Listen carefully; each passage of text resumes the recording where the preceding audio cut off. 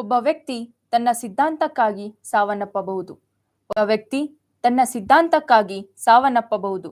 ಆದರೆ ಆತನ ಮರಣ ನಂತರವೂ ಉಳಿಯುವ ಆ ಸಿದ್ಧಾಂತ ಸಾವಿರ ಜನರಲ್ಲಿ ಅವತರಿಸುತ್ತದೆ. ಎಲ್ಲರಿಗೂ ನಮಸ್ಕಾರ. ನಾನು ಶ್ರೇಯಾ ಚೌಡ್ಶೆಟ್ಟಿ. ಇಂದು ಜನವರಿ 23 ಅಪ್ಪಟ ದೇಶ ಪ್ರೇಮಿ ನೇತಾಜಿ ಸುಭಾಷ್ ಚಂದ್ರ ಬೋಸ್ ಅವರ 125ನೇ ಜನ್ಮದಿನ. ನೀವು ನನಗೆ ರಕ್ತ ಕೊಡಿ, ನಾನು ನಿಮಗೆ ಸ್ವಾತಂತ್ರ್ಯ ಕೊಡುತ್ತೇನೆ. ಸ್ವಾತಂತ್ರ್ಯ ಚಳುವಳಿಯ ಸಂದರ್ಭದಲ್ಲಿ ಅದೆಷ್ಟೋ ಜನರಿಗೆ ಸ್ಫೂರ್ತಿ ತುಂಬಿದ ಮಾತಿದು. ಅಂದು ಸಿಡಿಲಬ್ಬರದ ಈ ಮಾತು ಕೇಳಿದ್ದ ಪ್ರತಿಯೊಬ್ಬರಲ್ಲೂ ದೇಶ ಪ್ರೇಮದ ಕಿಚ್ಚು ಜಾಗೃತವಾಗುತ್ತಿತ್ತು. ಈ ಮಾತನಾಡಿದವರು ಕೆಚ್ಚೆದೆಯ ಸ್ವಾತಂತ್ರ್ಯ ಸೇನಾನಿ ನೇತಾಜಿ ಸುಭಾಷ್ ಚಂದ್ರ ಬೋಸ್.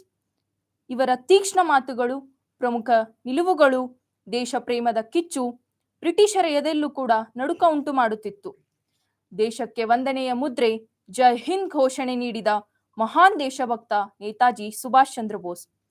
ಇಂದು ಅವರ ಜನ್ಮದಿನದ ಅಂಗವಾಗಿ ನಮ್ಮ ಕಾಲೇಜಿನ ವಿದ್ಯಾರ್ಥಿಗಳು ತಮ್ಮ ಅನಿಸಿಕೆಗಳನ್ನು ಹಂಚಿಕೊಳ್ಳಲಿದ್ದಾರೆ. ಮೊದಲಿಗೆ ದ್ವಿತೀಯ PUC ವಿದ್ಯಾರ್ಥಿ ಕುಮಾರ್ ಅಕ್ಷಯ್ ಕುಮಾರ್ ಬಿರಾದರ್ ಅವರು ತಮ್ಮ ಅನಿಸಿಕೆಗಳನ್ನು ಹಂಚಿಕೊಳ್ಳಲು ಬರುತ್ತಿದ್ದಾರೆ. ಅಕ್ಷಯ್ ಕುಮಾರ್ ಬಿರಾದರ್.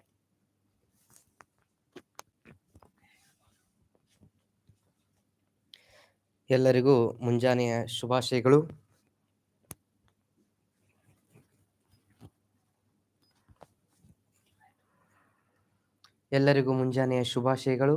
ನೇತಾಜಿ ಸುಭಾಷ್ ಚಂದ್ರ ಬೋಸ್ ಎಂಬ ಹೆಸರು ಕೇಳಿದ ತಕ್ಷಣವೇ ದೇಶ ಪ್ರೇಮದ ಜಾಗೃತಿ ಇನ್ನಷ್ಟು ಹೆಚ್ಚಾಗುತ್ತದೆ. ಸಿಡಿಲಬ್ಬರದ ಘೋಷಣೆಗಳು ನೆನಪಿಗೆ ಬರುತ್ತವೆ.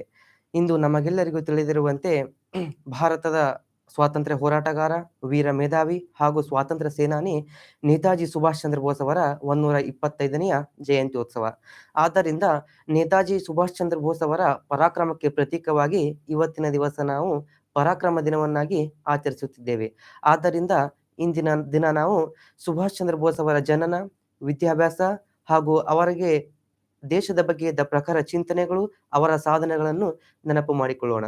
ಮೊದಲನೆಯದಾಗಿ ನೇತಾಜಿ ಸುಭಾಷ್ ಚಂದ್ರ ಬೋಸ್ ಅವರು 1897ರಲ್ಲಿ ಕಲ್ಕತ್ತಾದಲ್ಲಿ ತಂದೆಯಾದ ಜಾನಕಿನಾಥ ಬೋಸ್, ತಾಯಿಯಾದ ಪ್ರಭಾವತಿ ದೇವಿಯವರ 9ನೇ ಮಗನಾಗಿ ಜನಿಸುತ್ತಾರೆ. ಹೀಗೆ ಮುಂದೆ ಸುಭಾಷ್ ಚಂದ್ರ ಬೋಸ್ ಅವರು ತಮ್ಮ ಪ್ರಾಥಮಿಕ ಮತ್ತು ಪ್ರೌಢ ಶಿಕ್ಷಣವನ್ನು ಕಲ್ಕತ್ತಾ ನಗರದಲ್ಲಿ ಮುಗಿಸಿ ಮುಂದೆ ಅವರು ತತ್ವಶಾಸ್ತ್ರದಲ್ಲಿ BA ಪದವಿಯನ್ನು ಪಡೆಯುತ್ತಾರೆ. ಹೀಗೆ ಕೆಲ ದಿನಗಳ ಕಳೆದ ನಂತರ ಸುಭಾಷ್ ಚಂದ್ರ ಬೋಸ್ ಅವರು ICS ಅಂದರೆ ಇಂಡಿಯನ್ ಸಿವಿಲ್ ಸರ್ವಿಸ್ ಎಂಬ ಪರೀಕ್ಷೆಯನ್ನು ಬರೆಯಲು ಇಂಗ್ಲೆಂಡ್ಗೆ ಪಯಣ ಬೆಳೆಸುತ್ತಾರೆ. ಹೀಗೆ ಮುಂದೆ ಸುಭಾಷ್ ಚಂದ್ರ ಬೋಸ್ ಅವರು ಆ ಪರೀಕ್ಷೆಯಲ್ಲಿ 4ನೇ ಸ್ಥಾನವನ್ನು ಪಡೆಯುವುದರ ಮುಖಾಂತರ ICS ಪದವಿಯನ್ನು ಪಡೆದುಕೊಳ್ಳುತ್ತಾರೆ. ಆದರೆ ಆಗಿನ ಕಾಲದಲ್ಲಿ ICS ಪದವಿಯು ಬ್ರಿಟಿಷರ ಆಡಳಿತದಲ್ಲಿದ್ದರಿಂದ ಆ ಪದವಿಯನ್ನು ತ್ಯಜಿಸಿ 1919ರಂದು ಭಾರತಕ್ಕೆ ಮರಳುತ್ತಾರೆ. ಹೀಗೆ ಮುಂದೆ ಸುಭಾಷ್ ಚಂದ್ರ ಬೋಸ್ ಅವರು ಭಾರತಕ್ಕೆ ಮರಳಿದಾಗ ಆ ಸಂದರ್ಭದಲ್ಲಿ ಭಾರತವು ಬ್ರಿಟಿಷರ ಆಡಳಿತದಲ್ಲಿರುತ್ತದೆ. ಬ್ರಿಟಿಷರಿಂದ ಭಾರತೀಯರು ದಬ್ಬಾಳಿಕೆಗೆ ಒಳಗಾಗಿರುತ್ತಾರೆ. ಹೀಗೆ ಅದೇ ಸಂದರ್ಭದಲ್ಲಿ ಭಾರತದಲ್ಲಿ ಒಂದು ದೊಡ್ಡ ದುರಂತವೆಂದರೆ ಜಲಿಯನ್ ವಾಲಾಬಾಗ್ ದುರಂತ. ಆ ಜಲಿಯನ್ ವಾಲಾಬಾಗ್ ದುರಂತದಲ್ಲಿ ಆದ ಸಾವು ನೋವುಗಳು, ದುಃಖಗಳು ಹಾಗೂ ಹಲವಾರು ರೀತಿಯ ಕಷ್ಟಗಳನ್ನು ಕೇಳಿದಾಗ ಆ ವಿಷಯವು ಸುಭಾಷ್ ಚಂದ್ರ ಬೋಸ್ ಅವರ ಮೇಲೆ ತುಂಬಾ ಪ್ರಭಾವ ಬೀರುತ್ತದೆ. ನಾನು ನನ್ನ ದೇಶವನ್ನು ಯಾವುದೇ ರೀತಿಯಿಂದ ಕೆಡಕು ಮಾಡಬಾರದು ಮತ್ತು ಹೇಗಾದರೂ ದೇಶಕ್ಕೆ ಸ್ವಾತಂತ್ರ್ಯವನ್ನು ತಂದುಕೊಡಬೇಕೆಂದು ಯೋಚನೆ ಮಾಡುತ್ತಾರೆ. ನಾನು ಯಾವ ಮಾರ್ಗದಲ್ಲಿ ಹೋಗಿದರೆ ದೇಶಕ್ಕೆ ಒಳಿತು ಎಂದು ಯೋಚಿಸುತ್ತಾರೆ. ಹೀಗೆ ಸುಭಾಷ್ ಚಂದ್ರ ಬೋಸ್ ಅವರು ಆಗಿನ ಸಂದರ್ಭದಲ್ಲಿ ಭಾರತದಲ್ಲಿ ಗಾಂಧೀಜಿ ಅವರು ನಡೆಸಿದ ಅಸಹಕಾರ ಚಳವಳಿಯು ತುಂಬಾ ಉತ್ತುಂಗದಲ್ಲಿರುತ್ತದೆ. ಅದೇ ರೀತಿಯಾಗಿ ಆ ಅಸಹಕಾರ ಚಳವಳಿಗೆ ದೇಶದ ಮೂಲೆ ಮೂಲೆಯಿಂದಲೂ ಕೂಡ ಜನರು ಪಾಲ್ಗೊಳ್ಳುತ್ತಾರೆ. ಆ ಒಂದು ಸಹಕಾರ ಚಳವಳಿಗೆ ಪ್ರೋತ್ಸಾಹ ನೀಡುತ್ತಾರೆ. ಆದ್ದರಿಂದ ನಾನು ಗಾಂಧೀಜಿಯವರಿಗೆ ಭೇಟಿಯಾಗುವುದು ಉಚಿತ ಎಂದು ಯೋಚಿಸುತ್ತಾರೆ. ಹೀಗೆ ಸುಭಾಷ್ ಚಂದ್ರ ಬೋಸ್ ಅವರು ಗಾಂಧೀಜಿಯವರಿಗೆ ಭೇಟಿಯಾಗಿ ಅವರ ಆದರ್ಶ ತತ್ವಕ್ಕೆ ಆಕರ್ಷಿತರಾಗುತ್ತಾರೆ. ಆದರೆ ಸುಭಾಷ್ ಚಂದ್ರ ಬೋಸ್ ಅವರು ಗಾಂಧೀಜಿಯವರ ಶಾಂತಿ ಮತ್ತು ಅಹಿಂಸೆಯ ಮಾರ್ಗ ಹೋರಾಟದಲ್ಲಿ ಸ್ವಾತಂತ್ರ್ಯ ಗಳಿಸುವುದು ಸಾಧ್ಯವಿಲ್ಲ ಎಂದು ಮನಸ್ಸಿನಲ್ಲಿ ಯೋಚಿಸುತ್ತಾರೆ. ಮುಂದೆ ಸುಭಾಷ್ ಚಂದ್ರ ಬೋಸ್ ಅವರು ಯಾವತ್ತೂ ಗಾಂಧೀಜಿಯವರ ಮಾತನ್ನು ತೆಗೆದು ಹಾಕಿದ್ದಿಲ್ಲ. ಸುಭಾಷ್ ಚಂದ್ರ ಬೋಸ್ ಅವರು ಮುಂದೆ ಸ್ವರಾಜ್ಯ ಪಕ್ಷ ಎಂಬ ಪಕ್ಷವನ್ನು ಸ್ಥಾಪನೆ ಮಾಡಿ ಸ್ವಾತಂತ್ರ್ಯ ಸಂಗ್ರಾಮಕ್ಕೆ ಐತಿಹಾಸಿಕ ರಣಕಹಳೆಯನ್ನು ಊದುತ್ತಾರೆ. ಮುಂದೆ ಸುಭಾಷ್ ಚಂದ್ರ ಬೋಸ್ ಅವರು Azad Hind fauj INA Indian national army ಎಂಬ ಬಲಿಷ್ಠ ಸೈನ್ಯವನ್ನು ಕಟ್ಟಿ ಸ್ವಾತಂತ್ರ್ಯ ಸಂಗ್ರಾಮಕ್ಕೆ ಇನ್ನೂ ಬಲ ತುಂಬುತ್ತಾರೆ. ಹೀಗೆ ಸುಭಾಷ್ ಚಂದ್ರ ಬೋಸ್ ಅವರು ಅಪ್ರತಿಮ ದೇಶಭಕ್ತರಾದ ಇವರು ದೇಶ ವಿದೇಶಗಳಲ್ಲೂ ಕೂಡ ಸ್ವಾತಂತ್ರ್ಯ ಹೋರಾಟವನ್ನು ಸಂಘಟಿಸುತ್ತಾರೆ. ಕಾಲಿಗೆ ಚಕ್ರ ಕಟ್ಟಿಕೊಂಡಂತೆ ದೇಶ ವಿದೇಶದಲ್ಲೂ ಕೂಡ ಓಡಾಡಿ ಬ್ರಿಟಿಷರ ಪಾಲಿಗೆ ಅವರು ಒಂದು ಸಿಂಹ ಸ್ವಪ್ನವಾಗಿ ಕಾಡುತ್ತಾರೆ. ಆಗ ಸುಭಾಷ್ ಚಂದ್ರ ಬೋಸ್ ಅವರು ಭಾರತೀಯ ಜನತೆಗೆ ಒಂದು ಮಾತನ್ನು ಹೇಳುತ್ತಾರೆ, ನೀವು ನನಗೆ ಒಂದು ಹನಿ ರಕ್ತ ಕೊಡಿ, ನಾನು ನಿಮಗೆ ಸ್ವಾತಂತ್ರ್ಯ ಕೊಡುತ್ತೇನೆ. ಸ್ವಾತಂತ್ರ್ಯವೆಂಬುದು ಯಾರು ಕೊಡುವಂಥದ್ದಲ್ಲ, ಅದನ್ನು ನಾವು ಪಡೆದುಕೊಳ್ಳಬೇಕು. ಆದ್ದರಿಂದ ಈ ಮಾತುಗಳನ್ನು ಹೇಳಿ ದೇಶದ ಜನತೆಗೆ ಸ್ವಾತಂತ್ರ್ಯದಲ್ಲಿ ಪಾಲ್ಗೊಳ್ಳಲು ಹುರಿದುಂಬಿಸುತ್ತಾರೆ. ಮುಂದೆ ಸುಭಾಷ್ ಚಂದ್ರ ಬೋಸ್ ಅವರು ಹೀಗೆ ಹೇಳುತ್ತಾರೆ, ಭಾರತವನ್ನು ಬಂಧಿಸುವುದು ಯಾವ ಶಕ್ತಿಯಿಂದಲೂ ಸಾಧ್ಯವಿಲ್ಲ, ಅದು ಶೀಘ್ರದಲ್ಲಿ ಸ್ವತಂತ್ರಗೊಳ್ಳುತ್ತವೆ. ನೀವು ಭಾರತದ ಮೇಲೆ ಇಟ್ಟ ನಂಬಿಕೆಯನ್ನು ಎಂದೂ ಕಳೆದುಕೊಳ್ಳಬೇಡಿ. ಭಾರತವನ್ನು ಸ್ವತಂತ್ರ ನಾನುಗೊಳಿಸುತ್ತೇನೆ ಎಂದು ಸ್ವಾತಂತ್ರ್ಯದ ಬಗ್ಗೆ ಒಂದು ಉತ್ತಮ ಮನೋಭಾವನೆಯನ್ನು ಸುಭಾಷ್ ಚಂದ್ರ ಬೋಸ್ ಅವರು ಜನತೆಗೆ ಹೇಳುತ್ತಾರೆ. ಹೀಗೆ ಮುಂದೆ ಸುಭಾಷ್ ಚಂದ್ರ ಬೋಸ್ ಅವರು ತಮ್ಮ ಇಡೀ ಜೀವನವನ್ನು ಸ್ವಾತಂತ್ರ್ಯ ಹೋರಾಟಕ್ಕಾಗಿ ಮುಡಿಪಾಗಿಡುತ್ತಾರೆ. ಆದ್ದರಿಂದ ಸುಭಾಷ್ ಚಂದ್ರ ಬೋಸ್ ಅವರ ದೇಶ ಪ್ರೇಮದ ಒಂದು ಪ್ರಜ್ವಲ ಜ್ಯೋತಿಯನ್ನು ಎಲ್ಲರಲ್ಲೂ ಬೆಳಗಿಸೋಣ, ಎಲ್ಲರಲ್ಲೂ ಜಾಗೃತಿಗೊಳಿಸೋಣ. ಸುಭಾಷ್ ಚಂದ್ರ ಬೋಸ್ ಅವರ ರಾಷ್ಟ್ರ ಪ್ರೇಮವನ್ನು ಗೌರವಿಸಿ ಅವರು ಹಾಕಿಕೊಟ್ಟ ಮಾರ್ಗದಲ್ಲೇ ನಾವು ನಡೆಯೋಣ.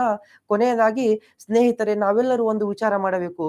ದೇಶ ನಮಗೇನು ಕೊಟ್ಟಿದೆ ಎನ್ನುವುದಕ್ಕಿಂತ ನಾವು ದೇಶಕ್ಕೆ ಏನು ನೀಡಿದ್ದೇವೆ ಎಂದು ಯೋಚನೆ ಮಾಡಿದಾಗ ಮಾತ್ರ ಒಂದು ಬಲಿಷ್ಠ ರಾಷ್ಟ್ರ, ಒಂದು ಸದೃಢ ರಾಷ್ಟ್ರವನ್ನಾಗಿ ಮಾಡಬಹುದು. ದೇಶದ ಪ್ರಗತಿ ಸೈನಿಕರಿಂದ ಮಾತ್ರ ಸಾಧ್ಯ. ಅಂತ ಸುಭಾಷ್ ಚಂದ್ರ ಬೋಸ್ ಅವರ ಹಲವಾರು ಸೈನಿಕರು ನಮ್ಮ ದೇಶದಲ್ಲಿ ಹುಟ್ಟಬೇಕೆಂದು ಹೇಳುತ್ತಾ ಅವರ ಆದರ್ಶ ತತ್ವಗಳನ್ನು ನಾವು ನಮ್ಮ ಜೀವನದಲ್ಲಿ ಅಳವಡಿಸಿಕೊಂಡು ಅವರು ಹಾಕಿಕೊಟ್ಟ ಮಾರ್ಗದಲ್ಲೇ ನಾವು ನಡೆಯೋಣ ಎಂದು ಹೇಳುವುದರ ಮುಖಾಂತರ ನನ್ನ ಮಾತಿಗೆ ವಿರಾಮ ನೀಡುತ್ತೇನೆ. ಜೈ ಹಿಂದ್, ಜೈ ಭಾರತ್.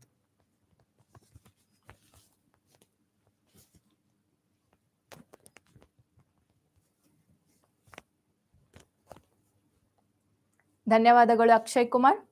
ನೇತಾಜಿಯವರ ಜೀವನದ ಬಗ್ಗೆ ಹಾಗೂ ಅವರ ಸಾಧನೆಯ ಬಗ್ಗೆ ತುಂಬಾ ಚೆನ್ನಾಗಿ ವರ್ಣಿಸಿದ್ದಾರೆ. ಇನ್ನು ಈಗ ದ್ವಿತೀಯ ಪಿಯುಸಿಯ ವಿದ್ಯಾರ್ಥಿನಿ ಕುಮಾರಿ ಭಕ್ತಿ ಏಕತ್ಪುರ್ ಅವರು ತಮ್ಮ ಅನಿಸಿಕೆಗಳನ್ನು ಹಂಚಿಕೊಳ್ಳಲು ಬರುತ್ತಿದ್ದಾರೆ. ಕುಮಾರಿ ಭಕ್ತಿ ಏಕತ್ಪುರ್.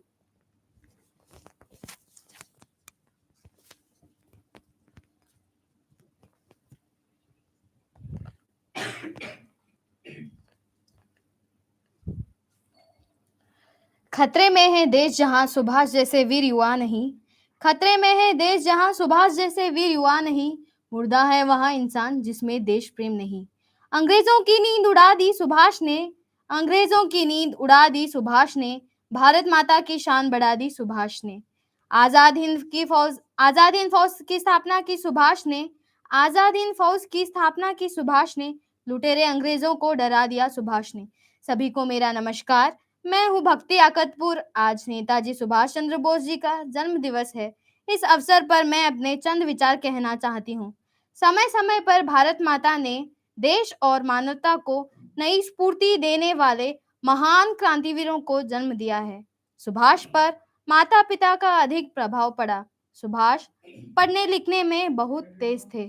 जो भी परीक्षाएं उन्होंने दी उसकी तैयारी मात्र कम से कम समय में कर लेते थे। भारत माता अंग्रेजों के अधीन थी। अंग्रेजों के शासन में अंग्रेज शिक्षक ही पढ़ाते थे। कक्षा में प्रवेश करते ही अंग्रेज शिक्षक भारतवासियों को डांटते थे। उनका विरोध करने वाला एकमात्र है, वह है वीर सुभाष। बिना कारण भारतवासियों को नहीं डांटना।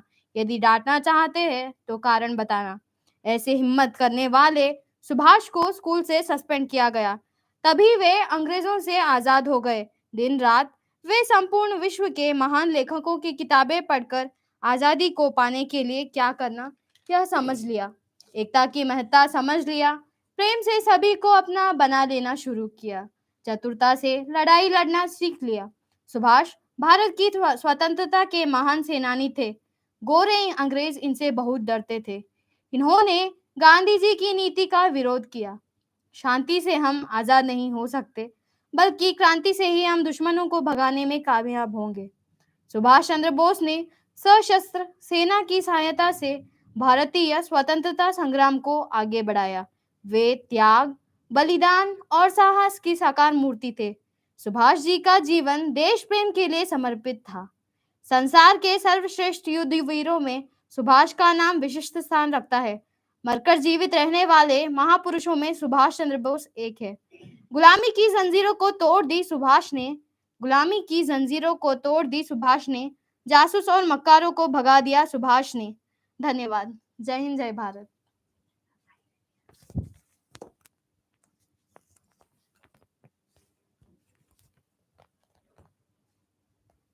ಧನ್ಯವಾದಗಳು ಕುಮಾರಿ ಭಕ್ತಿ ಏಕತ್ಪೂರ್.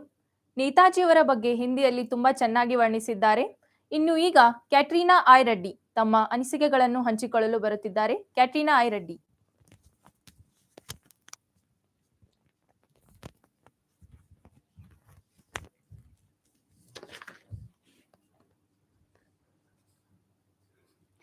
Parakram Divas for a Parakrami personality, Netaji Subhas Chandra Bhose. A very exuberant morning to everyone. This is Katrina Azzareddy, standing before you to give a speech on this auspicious day of Parakram Divas. With the blessings of Pujya Dr. Shanbaswappa Appaji, President Shanbasveshwar, Vidyavardhak Sangha, and Chancellor Shanbasva University, Kalburgi, and with all the reverence to our Principal Sir Sri N.S. Devarkar. Freedom is not given, it is taken. Netaji Subhash Chandra Bose, often hailed as one of the most iconic Indian leaders, hardly requires an introduction. On 19 January 2021, Ministry of Culture notified that the Government of India has decided to celebrate the 125th birth anniversary of Netaji Subhash Chandra Bose, beginning from 23rd January 2021 in a befitting manner at national and international level. This is a great news for the Indians and thanks to the Indian government, as Netaji's contribution in the independence movement was colossal, albeit. Somehow, so many years of our independence, Netaji's sacrifice was not highlighted as it should be.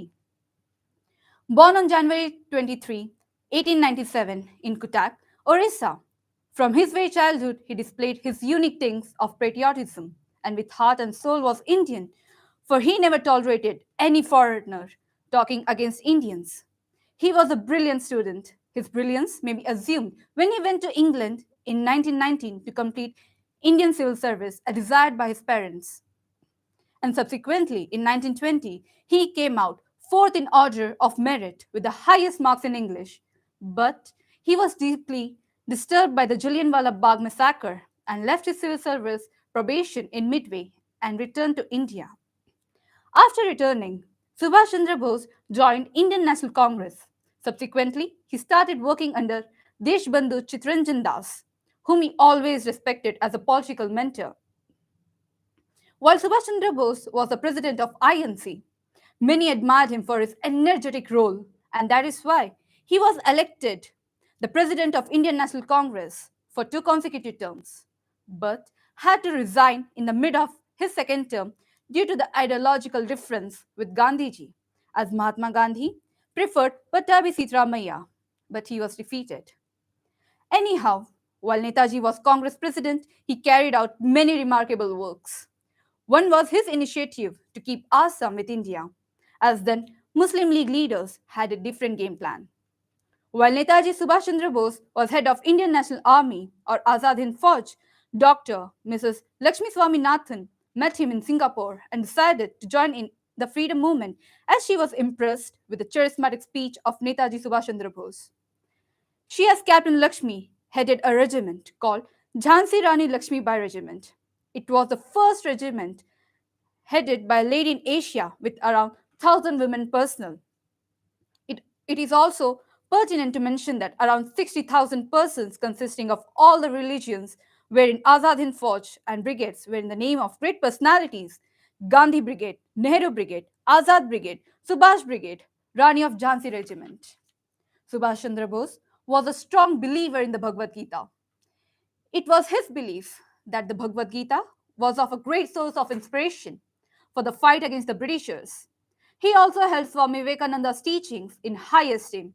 In this contest, I would feel elated to cite an incident.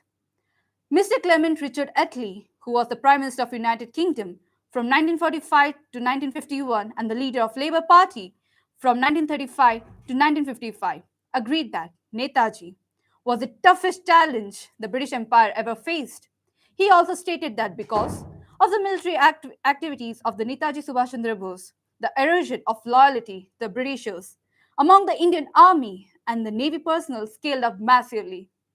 Subhash Chandra Bose's patriotism, call for freedom, and abjurate refusal to stop before achieving the desired goal have made him a hero. a reputation that has remained intact even after all these years. Like every beginning has an end, the gigantic and inspiring life of Netaji had come to an end. In fact, Netaji's demise still remains a mystery. Government records suggest that he died due to third-degree burns he sustained during a plane crash on August 18, 1945 in Taiwan. But there have been a number of theories about how Netaji faked his death in order to work secretly. No Indian can forget Netaji's great statement, "You give me your blood and I will give you independence." Reality is, after all, too big for our frail understanding to fully comprehend. Nevertheless, we have to build our lives on the theory which contains the maximum truth. Life loses half its interest if there is no struggle, if there are no risks to be taken. Forget not that the grossest time is to compromise with the injustice and wrong. Remember the eternal law. You must give if you want to get. In conclusion, Subhash Chandra Bose is an unforgettable national hero. He had tremendous love for his country.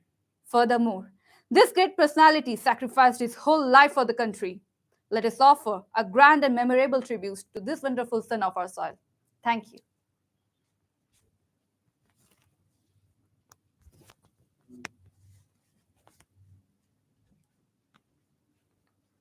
ಧನ್ಯವಾದಗಳು ಕ್ಯಾಟ್ರಿನಾ I Reddy.